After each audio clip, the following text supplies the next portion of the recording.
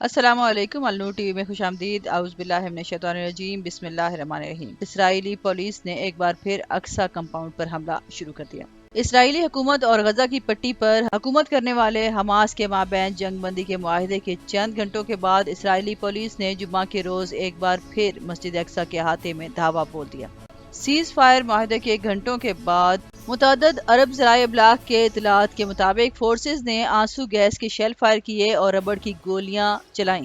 مزید آگے بڑھنے سے پہلے اگر آپ نے میرا چینل سبسکرائب نہیں کیا تو النور ٹی وی کو سبسکرائب کریں اور ساتھ میں لگے گھنٹی کے بٹن کو ضرور دبائیں۔ الجزیرہ کے صحافی عروہ ابراہیم نے بھی نمازیوں پر حیرت انگیز دستی بموں کے لانچ ہونے کی اطلاع دی ہے۔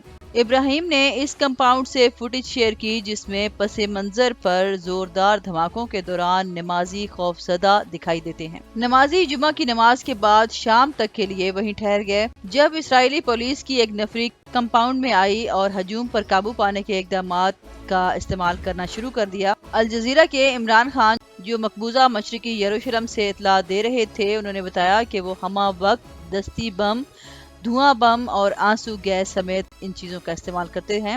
انہوں نے ان لوگوں کو منتشر کرنے کی کوشش کرتے ہوئے اس ہجوم پر فائرنگ شروع کر دی۔ غازہ کی وزارت صحت کے مطابق اسرائیل کے حملوں میں 65 بچوں سمیت 232 فلسطینی ہلاک اور 1900 زخمی ہوئے ہیں۔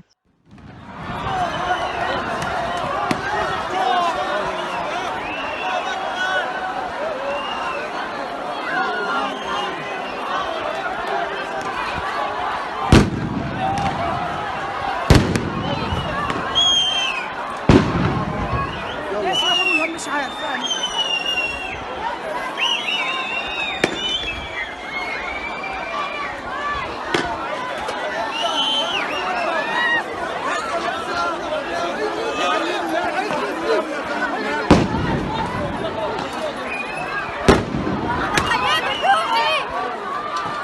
حماس کے مطابق بیشتر علاقوں کو ملبے میں تبدیل کر دیا گیا ہے اور تقریباً 1,20,000 افراد بے گھر ہو گئے ہیں۔ اسرائیل کی جانب سے 2 بچوں سمیت 12 افراد ہلاک ہو گئے ہیں۔ مصر کی طرف سے پائی جانے والی صلح جس میں غزہ کا دوسرا طاقتور ترین گروہ اسلامی جہاد بھی شامل ہے، اس میں 10 مئی کو ہونے والی خونریزی کو روکنے کے لیے بین الاقوامی دباؤ کے اضافے پر اتفاق کیا گیا۔ رمضان کے مہینے میں مسجد اقصی میں پولیس کی کارروائی کے بعد یہ تشدد شروع کیا گیا تھا۔ وزیر خارجہ امور شاہ محمود قریشی جو کئی مسلم ممالک کے وزرائے خارجہ کے ساتھ نیو یارک میں ہیں اور جنہوں نے کل اقوام متحدہ کی جنرل اسمبلی سے خطاب کیا، انہوں نے بتایا کہ وہ سب اقوام متحدہ کے سیکریٹری جنرل اینٹونیو گٹیرس سے ملاقات کے لیے گئے تھے جب فلسطینی وزیر خارجہ نے مصر کی طرف سے پیغام موصول ہونے کے بعد فائر بندی کے معاہدے کی خبر بریک کی۔ ہم سب نے خوشی کا اظہار کیا اور اس خبر کا خیر مقدم کیا اور اس کے دیر پا رہنے کی دعا کی۔ شاہ محمود قریشی نے کہا کہ 2014 میں اسی طرح کا معاہدہ ہوا تھا لیکن ختم ہو گیا۔ وزیر خارجہ نے کہا کہ انہوں نے گیٹرس کے ساتھ 2 طرفہ بات چیت بھی کی ہے۔ ہم نے کل کی سرگرمیوں اور اقوام متحدہ اور سلامتی کونسل کے مستقبل میں اقوام متحدہ کے دیگر اقدامات کو ایک ساتھ مل کر آگے بڑھانے کے بارے میں بات چیت کی۔ انہوں نے کہا میں نے ان سے دیر پا حل کے لیے اپنی جدوجہد جاری رکھنے کی درخواست کی اور انہیں آگاہ کیا کہ ہمیں یقین ہے کہ وہ اس کے لیے کوشش کریں گے۔ انہوں نے مزید کہا یہ ضروری ہے کہ اگر مشرق وسطی میں امن کو حاصل کرنا ہے تو فلسطین کے بحران کا حل تلاش کرنا ہوگا۔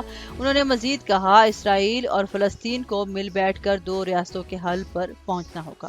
آج ایک بار پھر شروع ہونے والی جھڑپوں کے بارے میں گفتگو کرتے ہوئے انہوں نے کہا کہ مسجد اقصی ایک ایسی جگہ ہے جس کو مسلمان، عیسائی اور یہودی مسلک کے لوگ ایک جیسا محترم سمجھتے ہیں اور اس لیے کسی کو بھی اس کی تقدس کی پامالی نہیں کرنی چاہیے۔ اپنی بات کو مزید جاری رکھتے ہوئے انہوں نے کہا کہ کسی کو بھی دستی بم پھینکنے یا سٹین گرینیڈ پھینکنے یا نمازیوں کو روکنے کی اجازت نہیں ہونی چاہیے۔ ہمیں اس کے لیے بھی اپنی جدوجہد جاری رکھنی ہوگی۔ اب تک کے لیے اتنا ہی۔ مزید خبروں اور اپڈیٹس کے لیے دیکھتے رہیں النور ٹی وی۔ ویڈیو سے ریلیٹڈ اپنی رائے کا اظہار کمنٹ سیکشن میں ضرور کیجیے گا اور اس سے پہلے اگر آپ نے میرا چینل سبسکرائب نہیں کیا تو النور ٹی وی کو سبسکرائب کریں اور ساتھ میں لگے گھنٹی کے بٹن کو ضرور دبائیں۔